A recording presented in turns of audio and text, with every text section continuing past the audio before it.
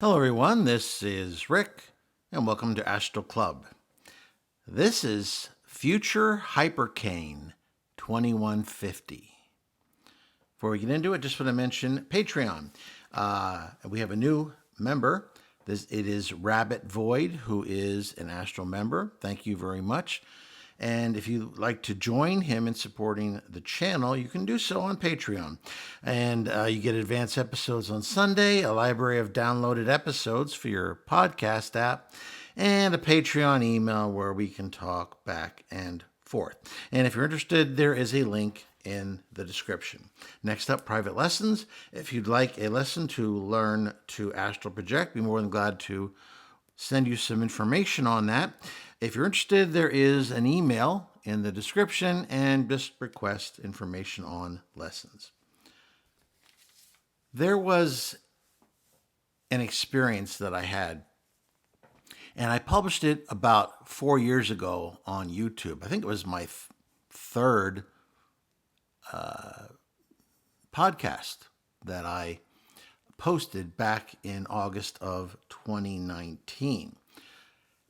In that experience, I projected to somewhere around the year 2050. Keep in mind that it was somewhere around there. I can't swear that it was precisely 2150, but it was somewhere around there.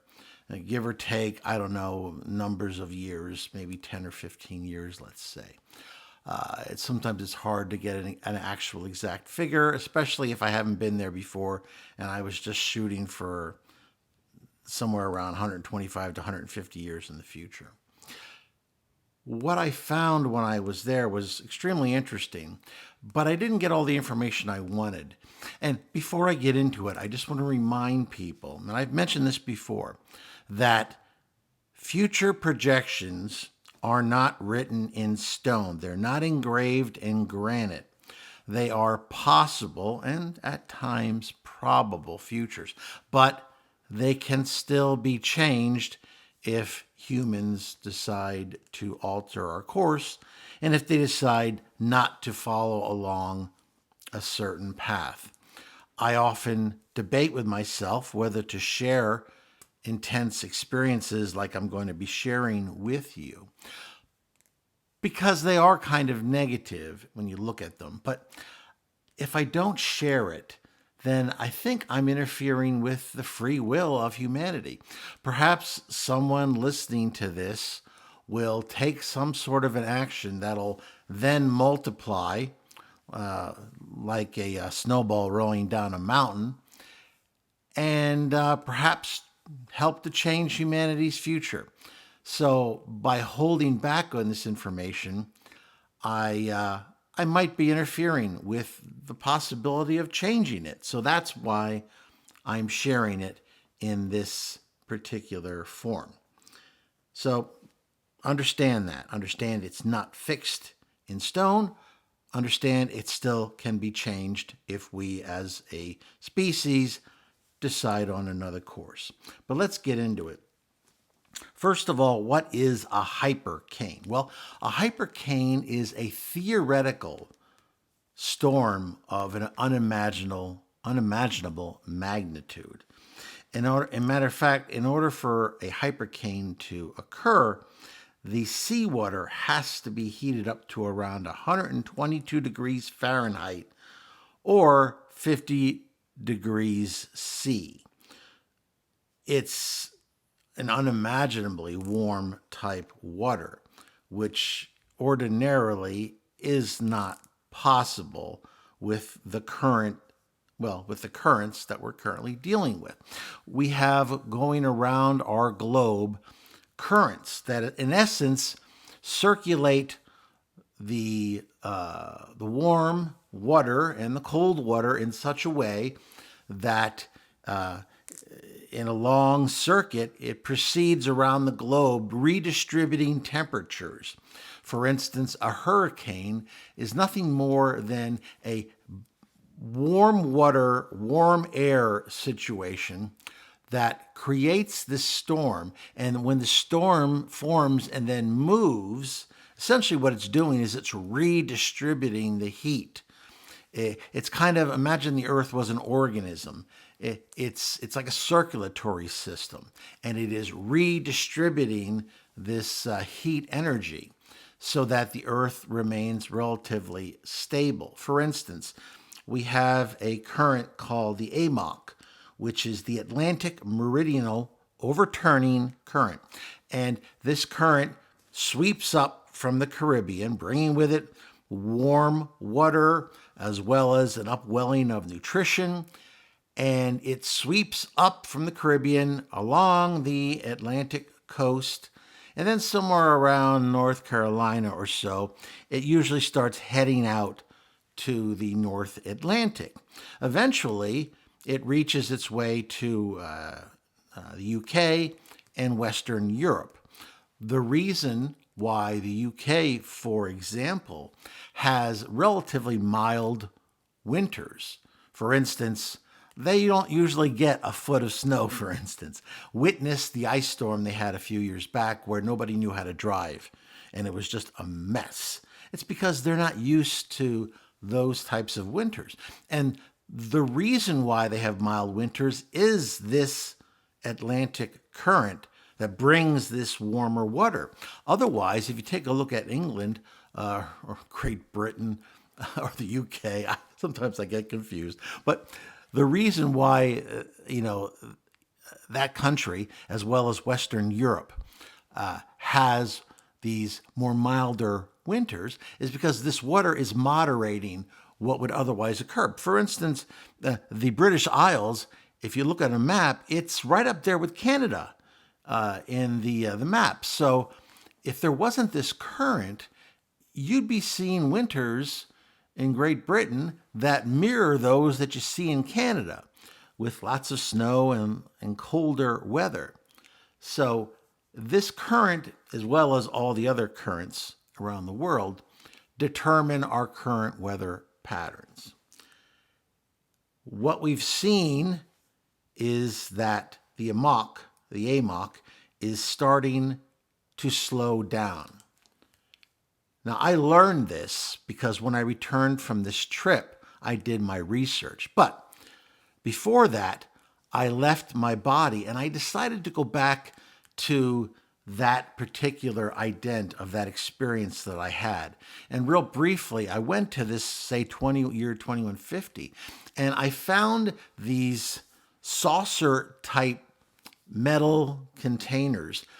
And through telepathy, I was able to glean some information about how they were bolted deeply by these very strong pylons into the bedrock of the area, and that there were hundreds of these things. And one of them was open, and I could see that people were in there strapped into these metal chairs that were bolted down to the floor of this craft. And I say craft, it looked like a craft, like a flying saucer, but it wasn't actually. It was a shelter. And I tried to communicate with the individual, one particular individual, and I found out that they had these telepathic type links.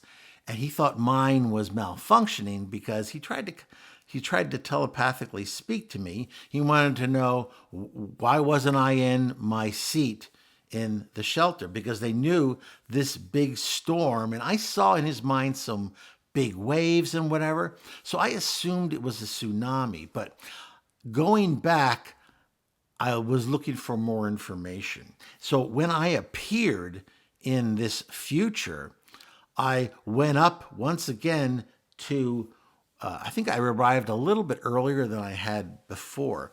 And there was a few more crafts that had their doors open. And I approached one of the individuals who could see me. And once again, I asked them, well, this time I asked him, were they prepared for the storm?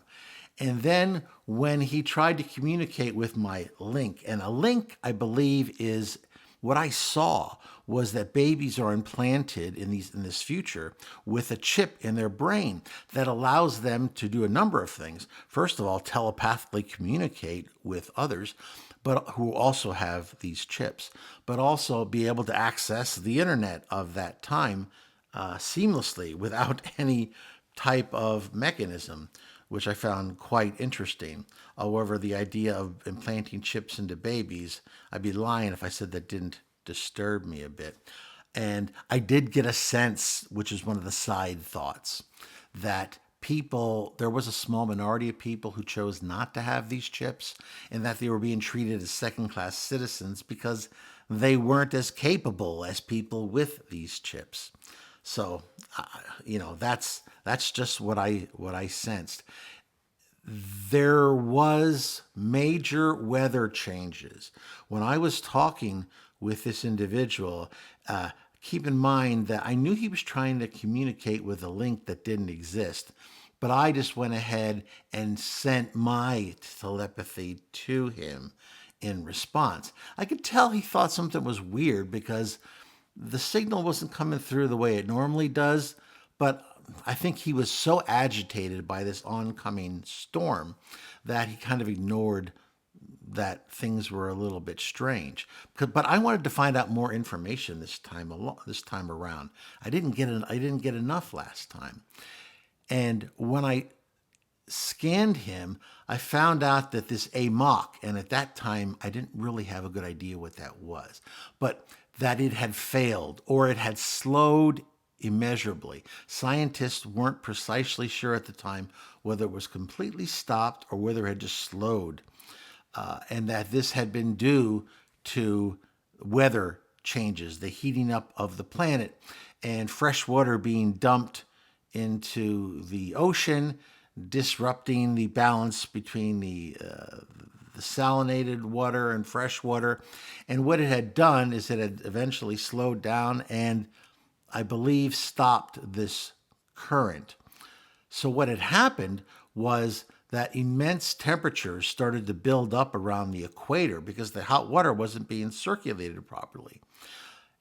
On the other hand, nations in the North Atlantic, for instance, the northeastern states were being hit, and Canada were being hit by much worse winters. Eastern Canada were being hit with worse winters. The monsoon had failed in West Africa, causing massive starvation. The sea levels had risen to such a point that billions of dollars had been spent, hundreds of billions had been spent trying to preserve eastern coast cities like Boston and New York and going up to Canada. But still, parts of the cities had been lost to flooding that they just couldn't reclaim because the sea levels had risen. Although these measures that they took, spending all that money, did help to hold back so that the whole towns, the whole areas weren't flooded. But areas that weren't populated along the East Coast were underwater, and there was just nothing that they could do to protect the whole East Coast. We're in a situation here where the fisheries, and I saw all this in their mind because it was pretty fresh. The fisheries in the North Atlantic had been completely disrupted. In the equatorial area, there had been massive die-offs in fish because in the summer the water had heated to such a degree that the fish just could not survive because that hot water didn't have enough oxygen. There wasn't enough. The fish needed so many more nutrients, food to survive in that warmer water, and there had been massive die-offs. But up in the North Atlantic, because of the current not bringing all this nutrition into the North Atlantic, that the fish stocks up north had been massively disrupted as well. And as I said before, Western Europe and England and the UK had been subjected to awful winters. Huge economic dislocation was going on. Crops had failed, and this idea of these enormous storms that make our category 5s look like nothing. What I saw in this particular individual's mind, and he was getting ready to go into his capsule. Once again, I could see people who are already strapped in. And there was hundreds and hundreds and hundreds of these flying saucer type capsules Keep in mind, though, they're not flying. It's just what they look like. And that this storm was so big that it covered up that it would cover up about 3/4 of the United States. And I could remember in his mind this message being beamed through his implant. So the size of the storm and the picture of it was very clear in my mind. It was enormous. Imagine a storm that was 3/4 the size of the United States. Now, the news media or social media or whatever was being referred to from a popular standpoint was calling it a hypercane, although it seemed that scientists didn't agree that it qualified as such. Some have been talking about that it was a category 7, which doesn't currently exist, because a category 5, which is currently the highest, has wind speeds that are 252 kph or greater or equal to 157 miles per hour. That's our highest right now. But this category 7 had wind speeds of 215 to 245 miles per hour or 346 to 399 kph. So we're talking about an enormously destructive storm, and it was not the first. These storms were occurring. This is not the first. The reason that they invested and built these shelters was because they knew that these storms were coming and that they would continue to come and that they would possibly get even worse. So trying to evacuate people with storms like this was just not effective. So this was one of very many shelter areas that were along the eastern coast that people would essentially shelter in place in these high-tech protective sphere-type objects. And as I scanned their minds, they knew precisely when the storm was going to be hitting, and it was going to be very soon. They were expecting a good amount of flooding from the sea, and they were expecting these awful destructive winds, and that there was nothing available that could withstand them. So that's why these people were availing themselves of these shelters. So it's a very interesting future we're looking at here. One that is going to feature these fantastically cruel storms and major changes in the weather patterns around the world. After I found out this information, I felt myself being pulled back to my body again. And then that's when I returned to my body and scrawled my notes here, which is always a challenge to read the next day. So, what are we dealing with here? Well, we're dealing with a situation, in the future, 125, 100, maybe 150 or so years from now, where we're dealing with some very real climatic changes that are having catastrophic effects on the people of that time. Perhaps we can still change that, and that's why I'm offering it. I'm not offering this just, for a weird horror movie, science fiction type thing. I'm trying to offer it as perhaps something that people in the future can react to in some way, shape, or form and veer us away from this particular future, because it doesn't seem like it would be a very positive situation, and it would cause a lot of problems and probably many thousands of, if not millions, of deaths, not just from these fantastically monstrous storms, but from these enormous amounts of weather changes with fish die-offs, crop failures, and starvation and disease. It's just something that we need to change and hopefully avoid this particular future. So that was the future Hypercane 2150, and let's hope we can duck this particular future through action. If you found this interesting, please hit the like button, share it with those of like minds, subscribe if you haven't already, and please give me your questions and comments about this situation. What do you think? Is this something that perhaps we can avoid? If you have any scientific knowledge about any of this stuff, I'd be more than glad to listen to it. When I got back, I just checked out Wikipedia and some articles on the possibilities or what a hypercane really was and what this AMOC was and how it worked. So that's where I got a lot of the science afterwards. But if you've got any insight or any interesting questions or comments, be glad to hear them. Once again, this is Rick, and I will see you on the astral plane.